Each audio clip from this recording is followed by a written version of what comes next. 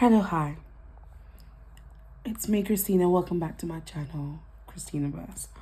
And I just thought that I'd be very candid with my solo date episode 4. Look, self-love is all great. Self-love is wonderful. But self-love is also embracing one's flaws, one's good qualities. And although I wouldn't say this is a flaw as such, but it's also being able to embrace the positive emotions, the negative emotions, the positive mindsets, and the negative self-talk. And I can't really pinpoint what's triggered me or what's made me feel away, but I really wanted to just text someone on my roster. Got a white boy on my roster. He be feeding me lobster and pasta. And I'm be like, what's up? Like, let's meet up. But like, the truth of it really is, even though I was messaging to meet up, I knew that I didn't want to, because I don't have an interest to engage myself in any type of interaction with someone if I know that it's not something genuine, or at least at the very basis of friendship. So I was just like, why am I doing this? Because I'm obviously wanting something. And so I was like, let me sit in this emotion that I'm feeling right now. And I'm clearly seeking intimacy, which is so understandable in the period of singlehood. Sometimes we crave that intimacy that you have with someone else that sometimes you can't get from friends, and sometimes you can't even get by yourself. But that doesn't necessarily mean that you have to settle for what you want in order to gain that, because often it's short-lived and it's like a terrible chocolate high where you have it. No, that's not the type of high I was thinking. I'm gonna have to scrap that. But it's like a very short-lived high. It's like if you've ever had balloons, then you'd understand this. If you've never had balloons, I'm trying to think of the best way possible to describe this short-lived high. But you know when you have a craving for something and you eat it and then you're like, oh, okay, that's done. And it's just so short-lived. And often, if history serves me right, I've often chased or entertained that thought of, let me situate myself properly. Often entertain that thought of wanting something, and it's temporary, but it just never fills a void. In fact, sometimes actually leaves you feeling more, perfect.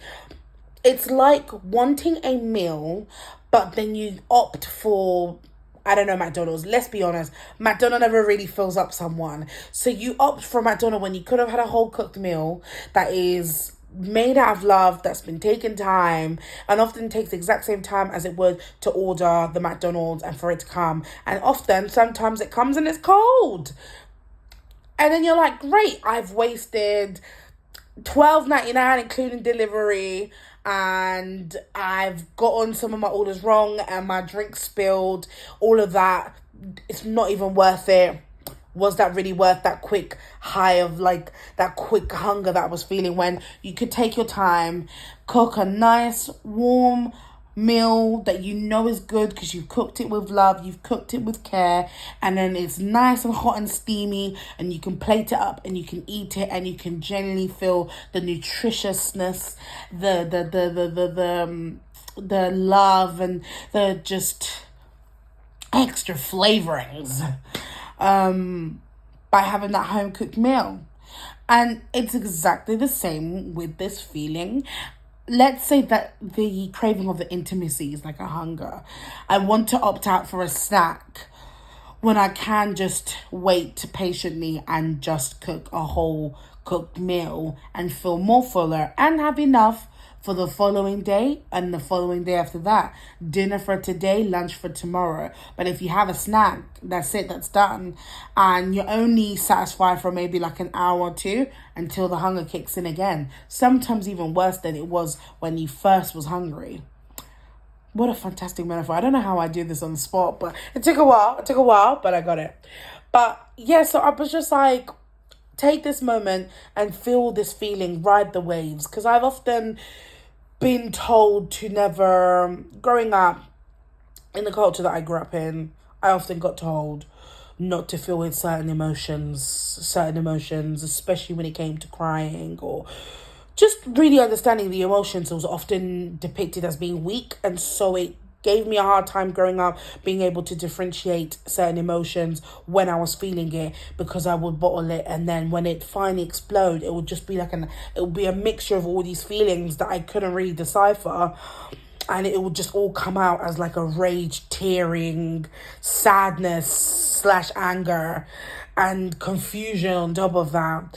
But because I've been really working on myself, I've been journaling, I've been meditating, I've been starting to listen to my own intuition, and ask myself certain questions sometimes, I've been actually able to realize when, is this my hormones? Am I, that's also thanks to Flow app. Thank God for Flow app. If you are a woman and you need to kind of track your menstrual cycles, please download Flow. One of the best. This is not even sponsored.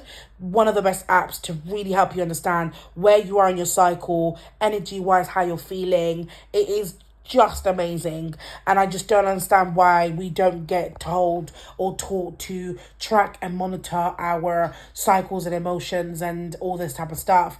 I'm gonna actually look into it and see what it told me how I was gonna feel today, because sometimes it tells me I'm gonna have like a little bit of mood swings, or it'll tell me like I might have like an emotional, and I'll be like, oh, whatever, and then halfway through the day I'm like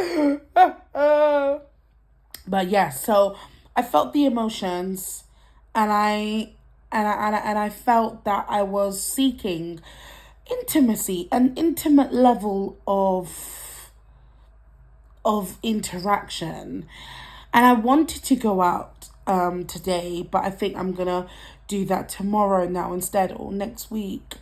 I wanted to go out by myself, but my schedules didn't allow it for me, and I think that had I done that I might have felt a little bit better. But there's sometimes in the process of it all, learning ways to be intimate with self. So I bought these candles from my corner shop, and I don't know if you guys know this, but the Dettol liquid antiseptic. So because this is summer at the moment, these flies and wasps and whatever are everywhere. So I think I'm gonna pour myself a nice bubble bath. I'm gonna put these lavender tea light candles around. I've got some amazing books at the moment. I recently bought a book. I think it's How to Kill Your Family. I can't remember who it's by, but I'll put a picture of it here. But at the moment, I'm currently reading Starts With Us by Colleen Hoover. And it's also very interesting because in that book is about a woman who is making decisions of breaking cycles and breaking things that she has witnessed and been used to. And I love that book for that, because it's such a reminder of, just because we've experienced something and we've seen something and it's always been that way doesn't mean it has to always be that way. So it makes me so proud, bringing that back onto what I was discussing earlier about emotions and being able to decipher it. It makes me very proud that I'm able to look through certain emotions and see why I'm feeling that way and really dissect it, rather than it just being like a mixture of feelings. And I'd say right now I feel a bit not relieved. I feel a bit more calm now that I've kind of gone through the process of it and I've let out the tears, because sometimes I realized that not every tear is always a sad tear. Sometimes it is connected with relief. Because I cry a lot, but that's because I held a lot of my tears before, and I have a lot to cry about. Sometimes it can be the tiniest thing, but it's not about that. It's the way that the situations made me feel, or if I, blocked it in the past. But yeah, I release a lot of emotions, and it's good. And not all tears are sad. I think this one was more so a relief that I'm understanding myself better. And I'm also giving myself grace. There's one thing I've really been trying to give myself recently is a lot of grace, because I've given so many people grace that they weren't even deserving of, but I've never looked once to give myself the exact same grace that I was giving people, because I wanted that grace for myself. And I've been able to understand that sometimes what it is I'm seeking from someone else, or wanting to get from someone else, is actually something I want to get for myself. For example, intimacy, a level of an intimacy or a date or whatever. I'm looking for that by myself. So yes, of course I am looking it for someone else, but I'll probably be more satisfied if I give it to myself, rather than a short-term, interaction that might make me actually crave it even more. So yeah. It's a journey. We're just taking it one step at a time. It's a journey. And I just feel so honored, and I feel so happy that I can be able to pick up my camera and be able to talk to you vulnerably. Yes, I can be able to speak to you with such level of vulnerability and openness, and just be like, look, it's all well and good, doing solo dates, and it's all like, oh, I'm doing my skincare, and oh, I'm taking myself out on a date, and oh, I'm, going to this nice place and looking nice. But there's also the other side of self-care and self-love that not a lot of people love to delve into, the hard shit, the shit that you have to do behind closed doors, the type of stuff where you have to cry, you have to let out an ugly cry once in a while, and kind of, decondition everything that you once knew and build in new beliefs. And that's not something that takes a day or a week. That shit is constantly happening. I love this quote where it's healing is not linear. It comes with ebbs and flows of it. It's a journey, it's a process. And I'm happy that I'm at a place where I can give myself grace for the ebbs and flows of the journey of healing and of self-love, because it's not always going to be high, and it's not always going to be low, and there's going to be average days. But as long as my lows are not the lowest of the lows, and the highs are always the highest of the highs. Yeah? And on that note, let's get prepared for solo day, because it's been a while since I've done a solo date at home. So I'm going to order myself some food. I've got to clean my room. That is also part of my solo self-date, because I have to sort out my clothes. But I will actually show you through that too, because hey, another part of taking care of yourself and self-care is taking care of the space that you have, because it can often mirror your brain. So declutter your space to declutter your mind. So I'm going to clean my room, sort out everything, order myself a takeaway. I'm not sure what takeaway I want to do right now, because right now I don't want to cook for myself. I know I used the metaphor of the takeaway before, but come on now, please. Please. So order the takeaway, but enough to have some.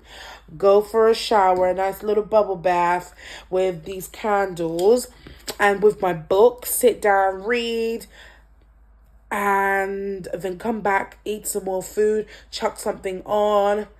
Bada bing, bada boom. There's our solo date, okay? I think I need some TLC. So what am I going to do?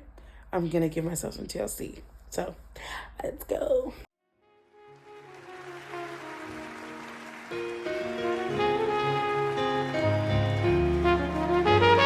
I'm ready to pull up on you. I'm ready to do what I do. Baby, what you wanna do? Shoot your shot, cause I'm bulletproof. Oh, listen, wait, me, baby. Baby, what you wanna do? I'm ready to pull up on you. I'm ready to do what I do.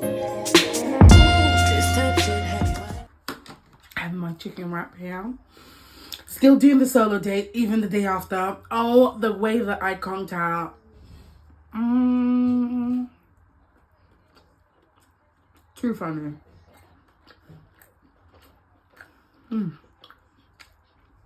This is a good wrap.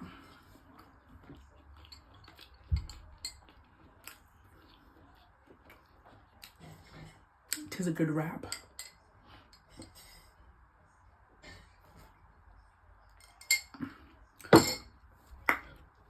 I don't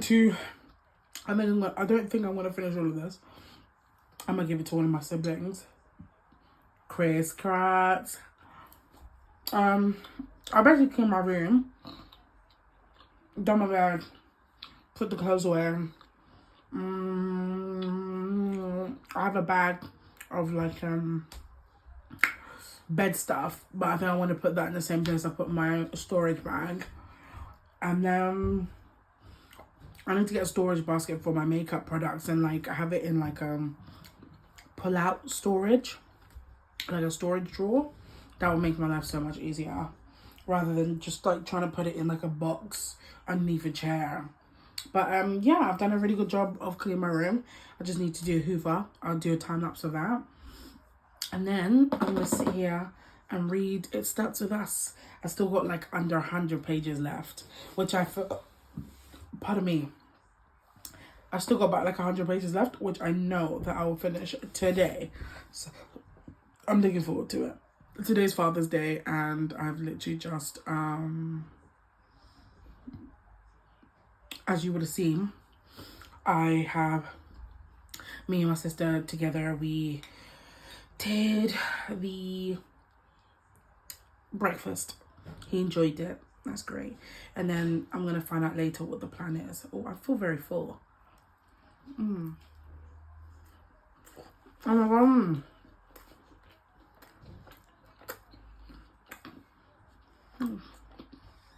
There's a hash brown inside. Oh my God.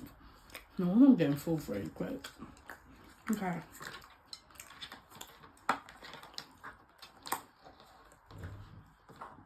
Oh, have I closed this the right way? No. Okay. Let me go wash my hands. Finish off the small bits of my room. Bring the hoover.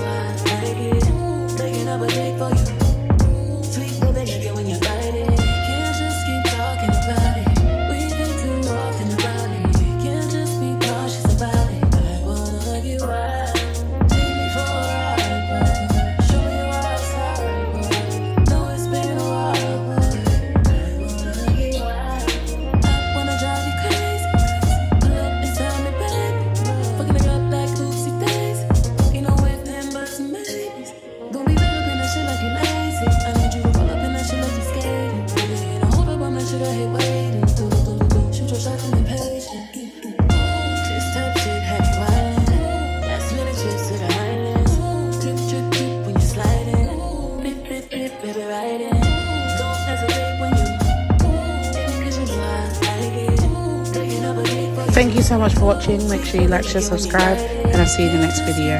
Peace.